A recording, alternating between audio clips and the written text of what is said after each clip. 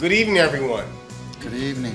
And thank you for coming to this program, because a lot of times in life, when I was thinking about this program, people underestimate others and they underestimate their voice.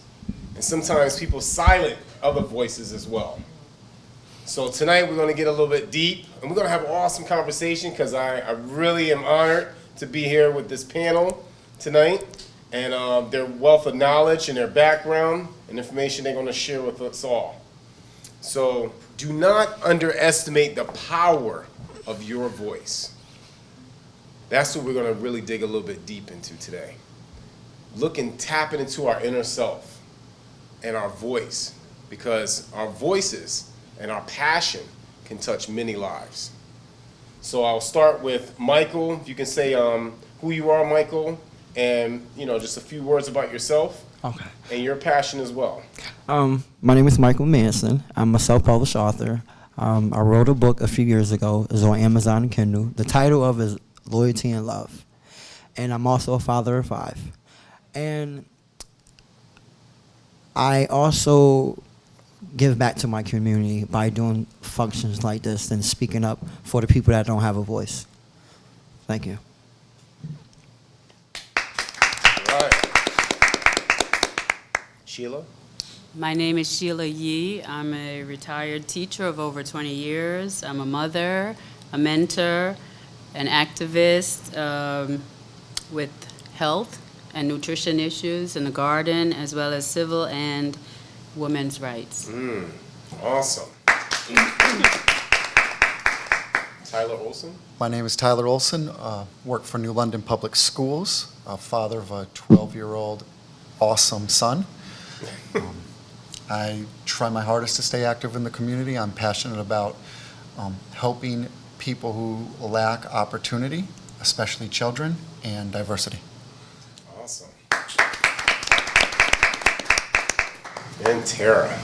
Hi, good evening, everyone. My name is Tara Hall. I'm a business owner in Norwich, Connecticut, and I am a certified transformational trainer, a published co-author of a book entitled Be Brave. Phenomenal Women, Be Brave, Be Bold, Be Brazen. And I'm really looking forward to this conversation, because there is a lot to be said about people stepping out, being bold, and being brave in the rights that they have. And I look forward to our conversation tonight. Absolutely. Thank you, Tara. When I was 16 years old, someone gave me a quote, and the quote was titled, "Get comfortable being uncomfortable." Get comfortable being uncomfortable. And a lot of times when we have to tap into our inner self, sometimes it's very difficult to be able to express some of our feelings and things that we're dealing with. So when I look at this incredible panel this evening, the question that comes to my mind is, when did you realize that your voice really mattered? When did you really come to terms with the fact that your voice mattered, based off of all the issues? Because as human beings, going through this journey on this planet, we all have a lot of baggage that we carry, right? So when did you realize, Michael, when did you realize that your voice mattered? A few months ago, I was at a conference on Barber Street and Western Street in Hartford, and we were talking about gun violence. And the news people was there, and I spoke last, and I was talking about how I was part of the problem at one time. You were part of the problem? Yes, with my background, and now I'm part of the solution. And I spoke about mental health. How it's very important about having mental health awareness, especially in black communities, because as blacks, we don't want to talk about issues and stuff like that. So when I spoke about my story, after the cameras was off, everybody came towards me and said, we want to work with you. We want you to talk to kids. So that's when I knew my voice was powerful. Wow, thank you. Awesome. All right. Now, Tara, you do a lot of work, with adults, children. When did you realize that your voice mattered? I was very young, and I realized my voice mattered. I would say maybe I was around 8 years old when I used to go to the voting polls with my mom. And I never forgot that, because for me, I didn't understand what it all meant, but I understood that it was something powerful and something that I needed to always do. And it wasn't something that was explained to me, but I just know when voting time came, it was, we're going to the polls, and I was part of that process. And I knew, exercising, as she was exercising her voice, I knew that was a responsibility that I also needed to carry out when I got older as well. And Tyler? So for me, I don't think there was one particular time where I realized that my voice mattered or had impact, but there was definitely a time where I realized that I needed to use my voice to make an impact, and that was becoming a father. I think becoming a father and realizing that I need to or want to make this world a better place for my son was something that made me want to use my voice more. There's also been small instances along the line that have made me maybe realize more that my voice was impactful, and something just recently, Kevin, that you know about. I had an issue with the school that my son goes to, went in and spoke to the principal, and the principal actually put a plan in place to make a change. So that was something I was proud of, or I am proud of. Thank you. And Sheila? Well, I came to this country early, junior high school, and as an immigrant, I was different because of my name, and I got teased about it a lot. But as I began to read more, and people were drawn to me because I was smart, Right. so I realized that if I'm going to be different and teased, then, this was my opportunity to really speak out and be known. Yeah. Awesome. So when I think about, all of you on this panel, I see all of you as influential leaders. But when you think about your younger self, and that younger voice that you had, that may have been a little nervous at times, a little hesitant, what would you tell your younger self about the importance of using your voice? Because for some of the listeners that may be watching this show, you probably do have an 11-year-old or a 10-year-old who's changing the channel right now, and they're like, this is kind of interesting. So what would you tell your younger self about the use of your voice and how important it is? Tyler? Yeah. I would say, one, be confident with your voice and understand that your voice does matter is probably the most important thing I would tell my younger self. If you're passionate about something, be confident, because your passion will show. People will see your passion, and it will then lead other people to have passion. And especially with younger people, when adults see a younger person passionate about something and standing up for something, it motivates them. And a child, I think, has even more of an ability to motivate, because they are so young and they are speaking out. And I think an adult can see a younger person speaking out and being strong and having that confidence and say, well, if a 11-year-old or a 10-year-old can do it, then I darn sure should be able to do it. But can I play devil's advocate just for one moment? Yes. Let's say if I'm 11 years old, right? But I'm so used to being shut down by an adult. Let's say if I'm at home and my parents always say, this is an adult conversation, you need to step out of this room right now. Or if I'm at school and then I'm at school, the teachers go, you're just a child, you know your role, know your place. What about those kids who deal with that on a daily basis, who deal with this phrase now we call adultism?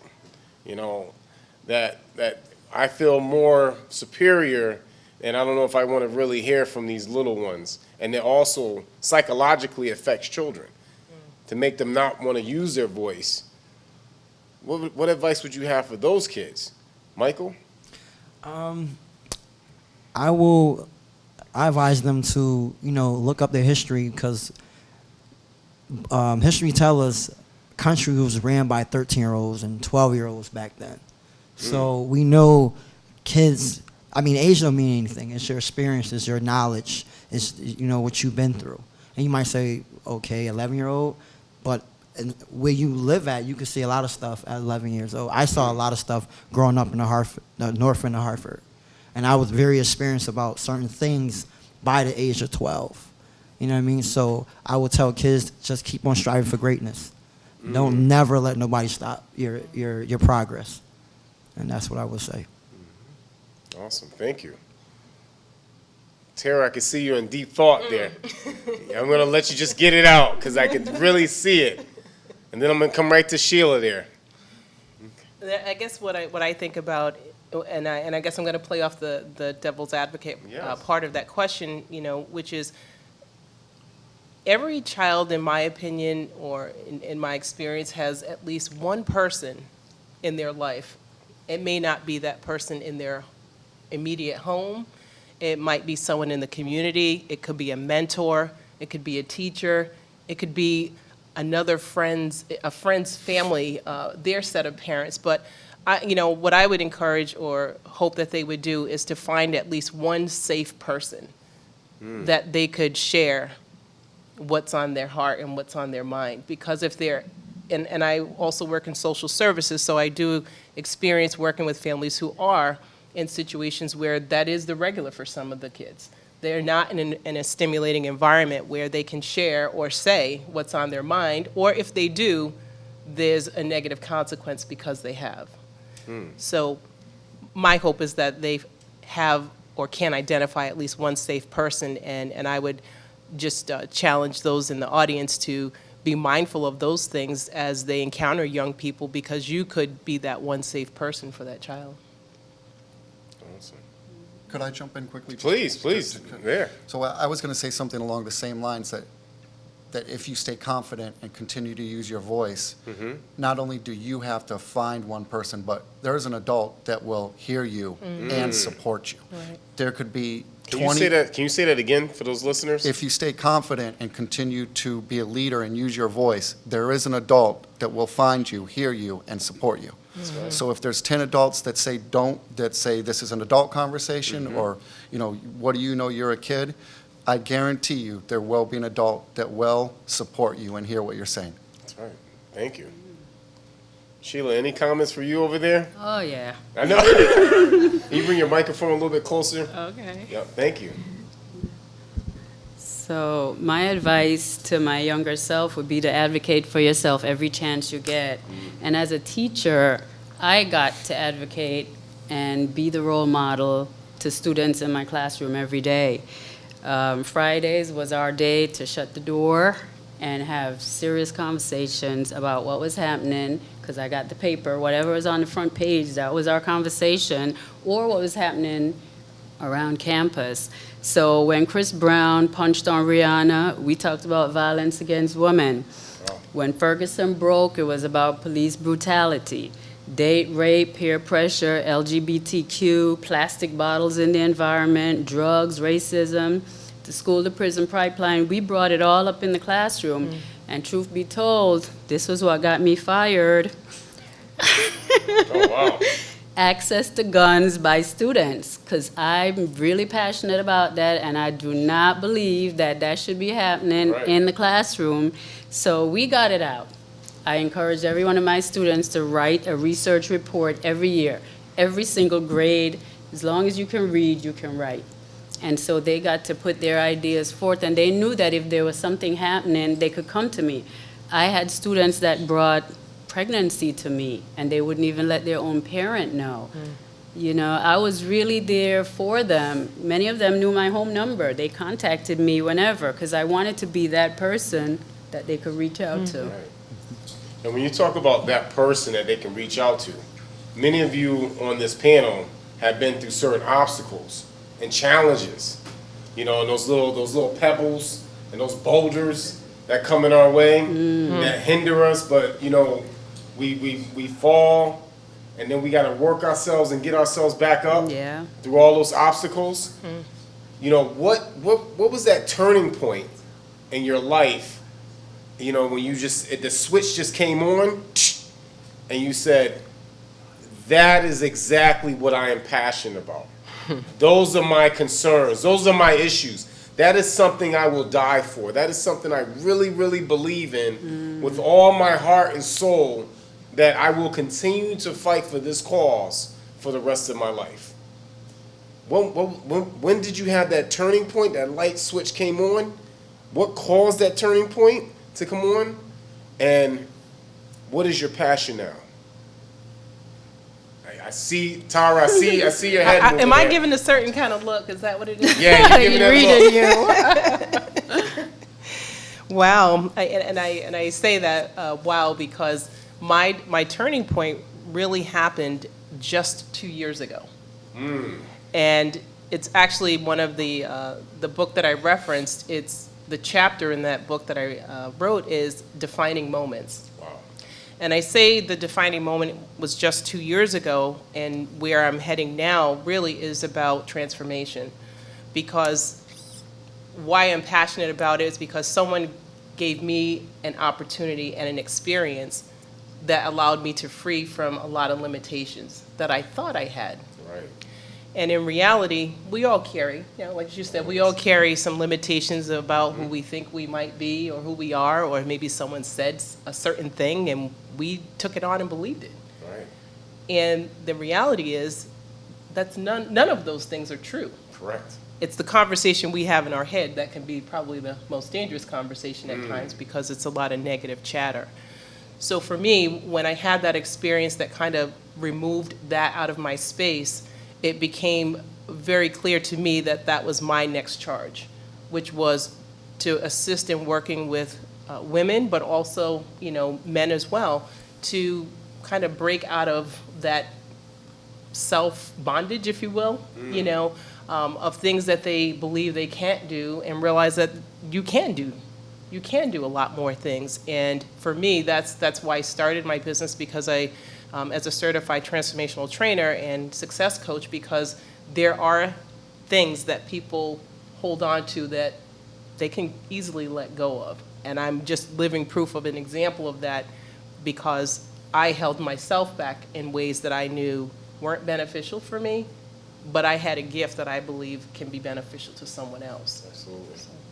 Thank you. Tyler? For me, it was becoming a father, as I said before. Not only wanting to make the world a better place for him, but also teach him to be a leader.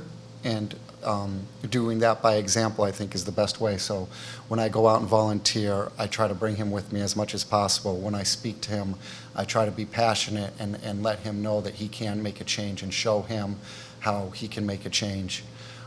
Also, the older I get, the more confident I became in my voice. And also, Kevin, since I've met you and the very real conversations we've had, it's given me confidence, because I feel like you've listened to me and shown me that, A, what I'm thinking has some I'm right in it. It has validity, and you've given me opportunities to volunteer and be involved. So thank you. Just like tonight, being here. Thank you. Appreciate it. It's like somebody actually does care what I think. You know what I mean? It's not only does somebody care, but somebody thinks what I think has an impact on others, and gives me an opportunity to share it. Right. So that's helped with my confidence. So thank you. And thank you, Tyler. Sheila? Well, I grew up, when I came to this country, I was living in Brooklyn, New York, and I'll never forget this. It was in the 80s, and I think her name was Kitty Genovese, the woman that was killed in that courtyard. She was beaten, raped, strangled, screaming, and nobody did anything about it. Oh my gosh. That stayed with me for a long time. And I said, how could, because I don't know if you know how a courtyard is set up. Yeah, It's all absolutely. apartments all the way around. And this woman was just, horribly assaulted. She died. And nobody did anything. Nobody heard. And to this day, I advocate for women, and myself, of course. I mean, my next door neighbor, I hear them yelling and screaming. I call the cops. I mean, I'm a little bit fearful that retaliation, but I'm still going to call the cops every time. They don't do a lot, but I'm just going to do my part to look out for women, because I want somebody to look out for me and my daughters. Thank you. So, And Michael, Okay, we about to get serious real quick. you're going to get real serious gonna here. get deep. That's what this is for. My turning point was 3 years ago when I thought about committing suicide, because I had an alcohol problem. I was abusive. I abused all my kids' mothers, and I felt like I was just worthless. I wasn't doing nothing in life. I was doing more harm than good. and I just felt like taking myself off this earth will make the planet better. And then I told myself, like, that's you being a coward. That's a coward way to do it. So I decided to go to therapy, and I called my therapist and I told her, I said, I have a problem. Now I'm ready to admit that I'm the problem. They're not the problem. I'm the problem. So let's fix the problem. And I told her I want to go to rapid therapy, and I went twice a week. And I dealt with my alcoholism. I dealt with domestic violence. I dealt with my low for self-esteem. And so when I got that help and I turned it around, so when I did say sorry, I meant it, because the best apology is change behavior. So I changed my behavior, and to go back to what the lady said, I went through a personality transformation. The way I was thinking, the way I was living was wrong. So I had to just go back to the drawing board and say, okay, Mike, whatever you say that is not law. The world don't revolve around Michael Manson. You know, you have to be adult to agree to disagree. Just some adult stuff that I wasn't. I was being a little boy. And that's why I always tell men, because you're 30 or 40, I don't mean you're a grown man. You could be a boy as 30 or 40 or 50 years old. Right. It's your behavior.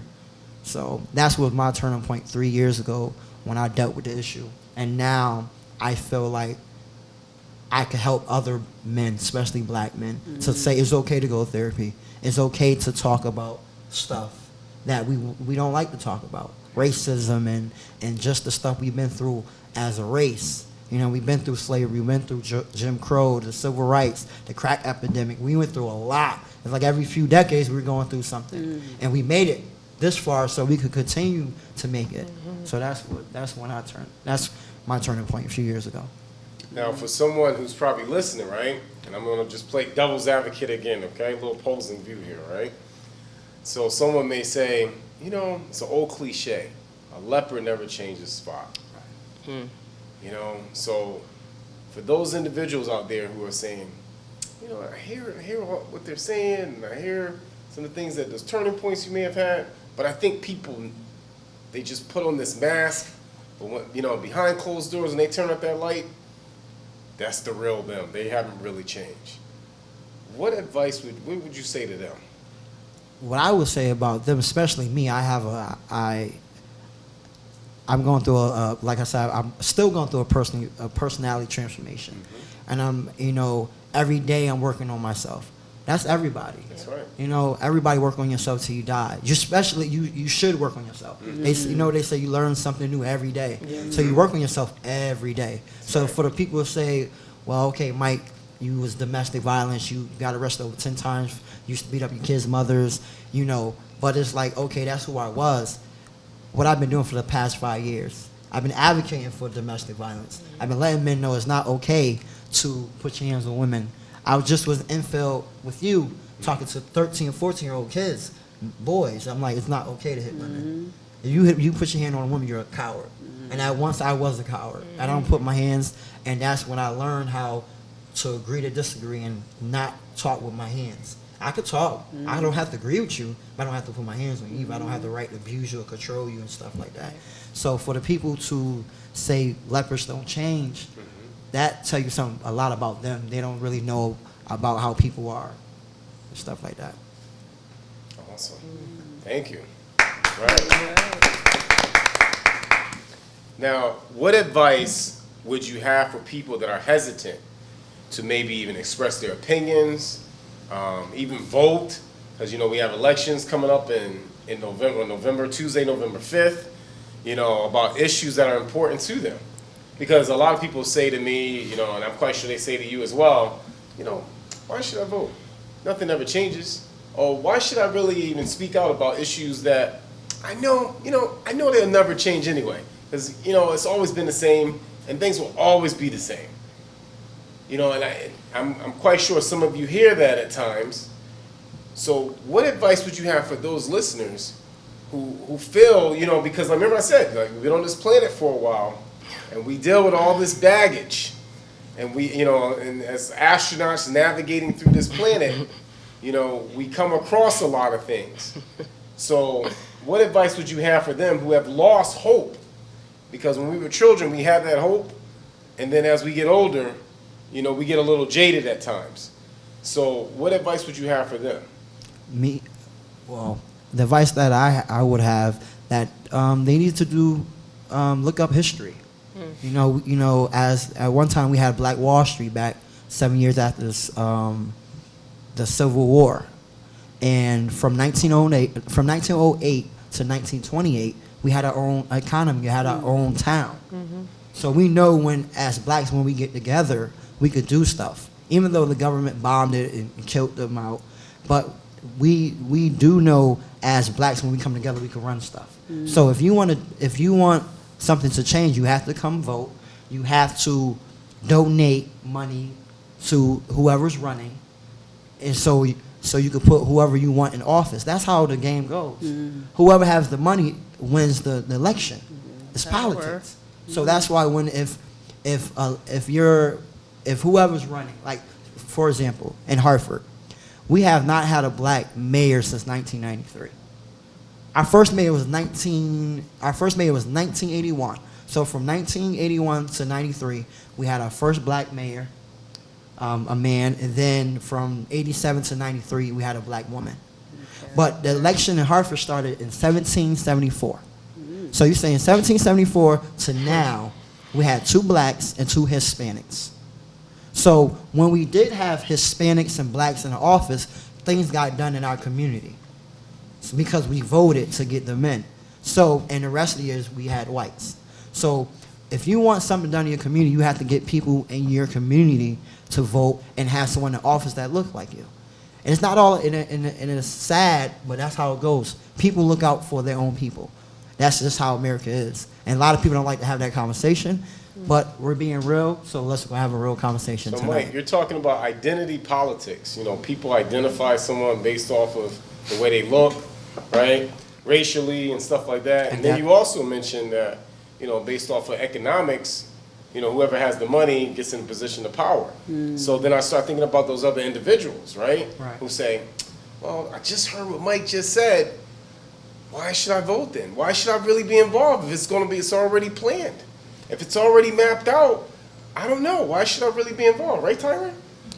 Well, I got to say, Mike, I agree with a lot of what you just said, but one thing that I will agree to disagree with you on is when you said, I think you said we as black people need to come together or something along those lines, and I would say that I think we as people need to come together.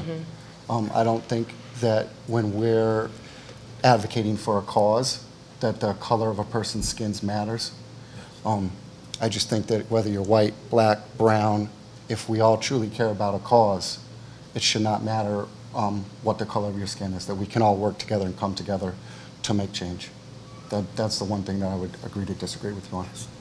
But then when someone's listening to you, right, Tyler? Yeah. Right? And someone may say, they might be listening right now and going, well, but in my community, I see just poverty and destitute, and everyone that looks like me, is living in poverty. I don't see any changes.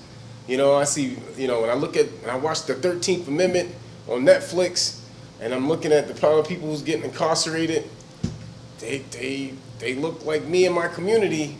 So, and I don't really see us unifying to help the causes that are changing. So, what advice would we have for them? I think my point is there's people that are outside of that community that care. And I think it's part about getting out of your comfort zone. So if, say, for you, Michael, for you, for instance, if you are able to give your story to people that aren't in your community, there might be people that are from, let's say a Caucasian, more wealthy community that actually have had some of the same struggles as you. Alcohol, being abusive to women. You can have change for those people as well. And when they hear your story and they're like, oh my gosh, this man that's from a totally different community than me has the same problems as me, now they're more open to going into your community and helping to make change. And now there's influences from all over. I just feel that once people get out of their comfort zone and understand the confidence in their voice, it's not restricted to one particular community, that we all have a lot of the same problems. So Tara, what do you think? I see you thinking over there. Your head is moving. Well, I hear both of what they're saying, and I think both perspectives are true. And when I go back to your original question, which is around, how do you help people see that there's still value in the process? And what I think the piece is that as human beings, people want to be heard. People want to be seen. They want to be. They want their voice to matter. And it goes back to what you shared earlier, Mike, about to me, it's that human spirit. The human spirit always holds on to hope. There's always something. So when you were talking about how, as blacks that we've have survived so many negatives in society, but that human spirit and that will to want more and that will to want to do better is still there. So I would say and encourage people to continue to hold on to the hope and be part of the process. We can't make an assumption that because we believe this person's going to get in, just because we believe that person's going to get in. There have been many upsets that have occurred over time when it comes to the outcomes of some elections. So I would just say that's what I would hope people hold on to. Sheila? Well, my advice is that by being silent, you are in agreement with what's happening. Can you say that one more time, Oh, yeah. please? And I even use Martin Luther King's words. He says, we're not going to remember the words of our enemies. It's the silence of our friends. So if you are not speaking up, you're agreeing with what's going on. You got to fight. You have to fight for what you want. Nobody's going to give it to you. I learned hard way in this country. You got to go take power. It's not going to come knocking on your door. You have to go out and advocate. And, I saw this when I was a teacher. Here I'm a teacher. And in the teacher's lounge, teachers are saying they don't vote. I was horrified when I heard that. And I said to myself, oh, God, please don't let them be teaching social studies. You know what I mean? Right. They don't vote. It's our right and our responsibility to ourselves and our community to exercise that power of the vote. So many people died for it. I mean, voting in Jamaica was just like a horror story. People literally got shot going to the polls. So when I came here and I saw, oh, they just walk up and vote, this was so civilized, People died trying to vote because Jamaica, they're very political and they fight to the death to keep people away from the polls, which is happening now on a very subversive scale. And it's for that reason, if I could share, when I shared about my experience with going to the polls with my mom, that I make sure I take my boys with me when I go or when my husband goes, that they are part of the process and that they understand this is important and this is part of your civic responsibility to be part of the conversation through exercising your vote. Yes. That's right. Now, going back to what you said, Sheila, people die trying to vote. And then I look at the passion, the four of you bring to the table. And when I think about passion, I think about issues and I think about everything, all that, all that stuff that we carry on a daily basis. How do you stay positive? How do you stay motivated and encouraged with everything going on in social media, everything going on in your personal life? You may have naysayers in your own family, friends, and for some of those viewers and listeners that are watching right now, maybe they're feeling that same pain and agony that, and they're frustrated as well. Yeah. So, how do you do it? And what tips would you have for those individuals, and also maybe even tips for individuals that are sitting among you right now? How do you continue to move forward on a daily basis when you wake up in the morning, you're like, this is just a lot I'm carrying. I feel like I have to be the voice for so many people. Please help us. I'll start with that one. The first thing, and this is just, my ritual, which is, I start off my day with gratitude. And this is something that I really took to heart and started practicing more so in the last couple of years. Because to think about, as you said, sort of the weight of the world each day, Each day. I have at least, the minimum is 10 things that I express my gratitude about each morning, and that's before I even get out the bed. So I'll lay there until I say them out loud, and it could be the same 10 things every day, or it could be something different. And I do the same 10 before I do 10 more before I go to bed. But I'll have to tell you, I smiled when you asked this question because this is part of a conversation I was having with someone today about, what you do in your day. Right. And he was referencing some show, and I said, well, I don't know what that is. I cut television out my life. Actually, it's been about a year and a half now. Wow. And so when we're talking about what keeps me motivated and what keeps me positive is I took out things out of my diet, and television was one of them. I wasn't a television junkie or anything like that, but I realized when I wanted to start doing things to uplift not just myself but others, I had to take some things out of my schedule that didn't support where I was going. And if I'm working in a space of inspiring people, then there are things that I have to do to have a healthy diet for myself. Wow. So for me, one of those things I would share as a tip is to think about your environment and those 5 closest people to you. And that circle of influence to me is really important when you're thinking about who's in your circle, who's there to help keep you uplifted, who's there to help keep you motivated. And I listen to a lot of motivational and inspirational speakers and tapes. When I go to sleep, I work on that subconscious because we can get caught up in a whole lot of the stuff, right? The social media, what's on, television, and sometimes just negative, toxic people in your circle that will be there to just speak negatively all day about it. And so for me, that's what helps me. And your conversations change and your circles change when you start looking at your outlook a lot differently. Thank you. Michael? Me, waking up is half the battle for me. Waking up is half the battle because I went to 3 funerals this year. I lost 3 friends to gun violence. Wow. So, and I also lost a girlfriend that she had a heart attack in her sleep. So that's my thing. I wake up, it's like, okay, that's half the battle. So then I drink my ginger tea, I stretch, you know what I mean? I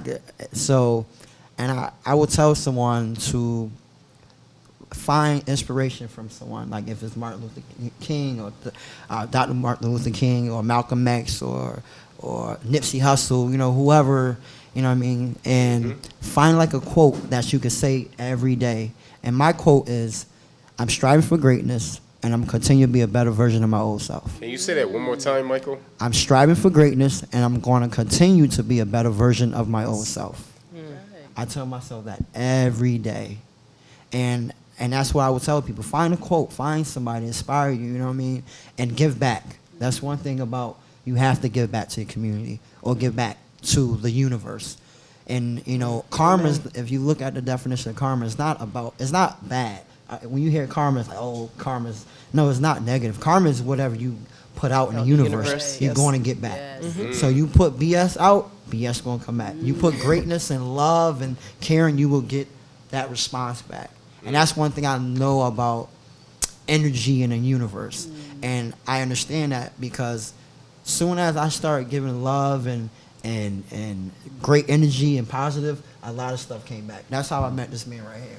Right. And he introduced me to all these great people, these people in the crowd. So, like she said, you change your circle, you change your circumstances. Nice. So that's why I would say change your circle, and your circumstances will change.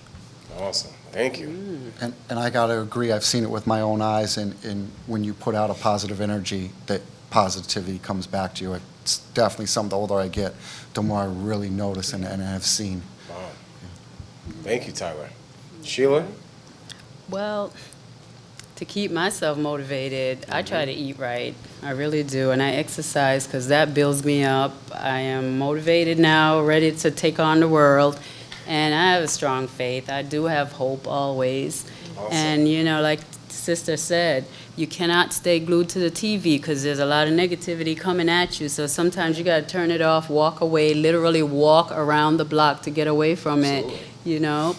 As you said, get a different type class of friends. This is what a friend told me one time. She needs a better class of friends.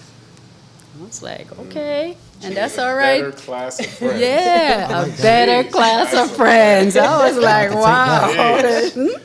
Wow. Well, you attract who you are, right? Yes. True. So if you Absolutely. want better, you gotta seek that. So Recently, could I jump in please, real quick? please. I just want to say also, embrace the small victories and understand that even if you're just taking small steps forward, those will lead to bigger and bigger and bigger steps. So Nice. never deny or never think that that one small little step is insignificant, because it is, and it will lead to bigger and bigger and better things as long as you embrace it and as long as you continue So with those true. small steps forward. Absolutely. Michael, One more thing, and remember, failures are just lessons.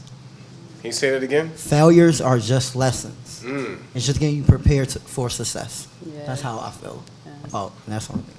Yeah. Thank you. And in closing, right, because, we're talking about, do not underestimate the power of your voice.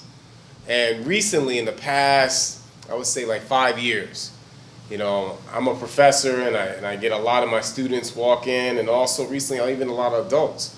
And I see a lot of them suffering with anxiety and depression and mental health, and, I see this on a daily basis now, across all racial, socioeconomic, it doesn't matter. And many of my students, colleagues, friends, they just say, I'm going through so much, I'm depressed, I'm dealing with so much emotionally. What advice, or even a statement, a quote, a word for the audience, for the people out there about the importance of just really, really being involved, like we need them as well. What advice would you, what statement or quote, something, for those individuals right now who are really struggling, just to even get out the bed, like you said earlier, Michael. I don't even know if I want to get out the bed right now. It's too much, it's too painful to even walk out my house, to even take a step out of my bed. What advice would you have for them? Why do we desperately even need to hear their concerns? Please. I would say for them, think about your legacy. What they gonna say about you when you die? That's what I think. I always think about what my obituary gonna say, who's gonna be at my funeral, what my kids gonna say, and like I told Book, I bought me a rocking chair a couple years ago. You told me this. I bought a rocking chair, and I told myself this is gonna be the rocking chair that I'm gonna sit in with my grandchildren and my great grands. Yeah. I put it out there. Like, remember I told you about energy in the universe, and I feel like people should think about their legacy. Absolutely. You wanna, what they're gonna say. Are you gonna go down in history for being positive or on the other side? And I want to go down in history as Mike started off rough, but he ended on a great note. And you know what they say? It's not how the story started; it's how the story ends. yes. So that's what I will say to people.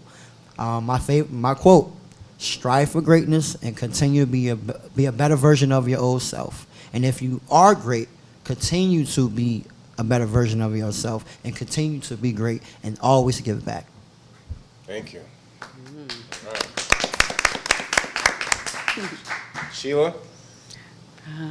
Well, I cheated. I looked up a quote that resonated with me. That's right. I invent the wheel, right? Yep, all right. So, the Supreme Court justice said this: when you see wrong, inequality, or injustice, speak out, because this is your country. Make it, protect it, and pass it on. Wow. This was Thurgood Marshall. Thank you.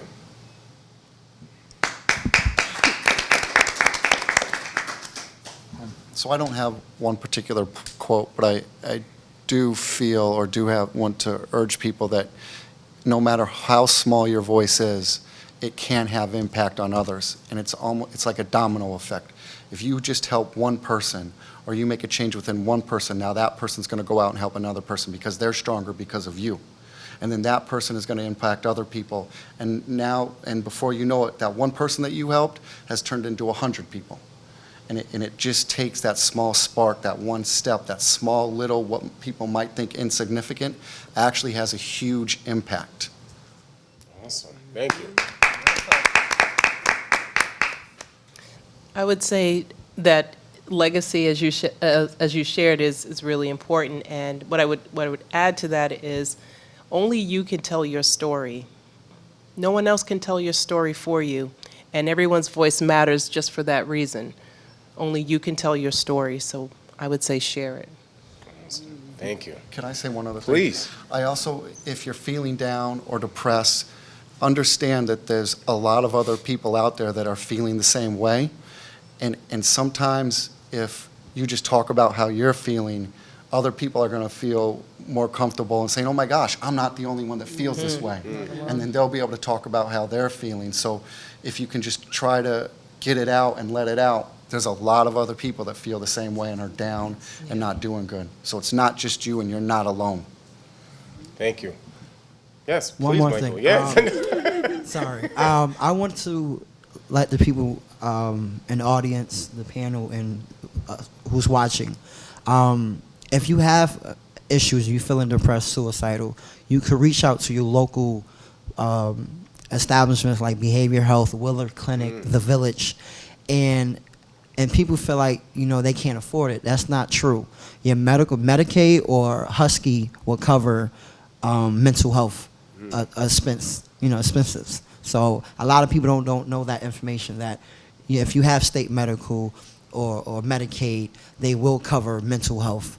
So I want to let everybody know that. That's very important, because everybody says, oh, I can't afford therapy so much. And I'm like, nah, I got a food stamp card, and they take my food, they take the medical, and a lot of people should know that. And I feel like, as us being on a panel and being in the community, especially you, we need to get that out. 2020 should be the year of mental health awareness, and that's why I'm doing the first ever pre-screening mental health day in Hartford. It might be the first one in Connecticut. And you might say, what is that? That means when people will come in a room like this, and I will have therapists on the spot, and I have a questionnaire that I came up with, and based off the answers, the therapist will know how to deal with the person. And it was like a 5 and 10 interview, and then after that, they will move on to the initial therapy session, because when you first meet a therapist, it's like 2-hour session. So we can't do 2 hours to get, a lot of people come in. So that's why I came up with the idea to have between 5 to 10 minutes, the therapist could get the information and set up an additional appointment, because we have to get that out there, mental health awareness. Because the only way you could change people, you have to change the way they think. And we have to let them know that the way you living is not right, the way you think is not normal. Can you say that one more time, please? The way you're thinking and the way you're living is not normal. Like I spoke earlier, I went to 3 funerals this year within 90 days of my friends getting killed. Murdered. Not a car accident, not a heart attack in their sleep, not choking on a banana peel or anything. I mean, they got murdered. And they had kids. So you're saying 3 black men that got killed, altogether it was like 4 or 5 kids that left with no dad. And they probably didn't go to therapy to talk about it. They probably just dealt with it at home and started school year without a dad. When all the kids was coming to school with their parents and their dads was there, they just went with their mom or their grandparents. And that's something traumatic that they will have for their whole life. And at that age, they need to talk about it now, rather when it gets to 25 to 30 and they went through a lot of stuff and it's based off of their trauma as a child. So that's why it's so important to get to mental health out there, mental health, and really preach it's okay to go to therapy. It's okay to be black, and as a man or a woman to tell how you feel, and having that outside support. Sometimes you don't feel comfortable telling your cousin or your mom, so it's okay to tell a stranger, because by law they can't tell your business. And everybody's just scared these days about their business being on social media and being on YouTube. And so now you have that security as, okay, I could talk to my therapist. And shout out to Dawn. She's been my therapist for going on 5 years, and she's the best. And she helped me to become who I am today, how I could have this conversation with y'all. Thank you. Thank you. It is such an honor to have all of you here today. So in closing, I would like for you to say your name, okay? I'll start with you, Tara, all right? Say your name, and then after you say your name, you said, do not underestimate the power of my voice, and 2 issues that you're very passionate about, okay? So I want you guys to really, really think about that, okay? So you say your name, and 2 issues. You said, do not underestimate the power of my voice. I am passionate about your 2 issues that you really, really resonate with you. So the listeners and the viewers there, in case they need help and they're thinking, this person is about what I believe in as well. Because as we know, we have to continue to empower our communities. Absolutely. And we have to work together. Tara Hall, do not underestimate the power of my voice. I'm sorry. I am passionate about, yeah. I am passionate about building people up. I am passionate about people having breakthroughs so that they don't stay in breakdown.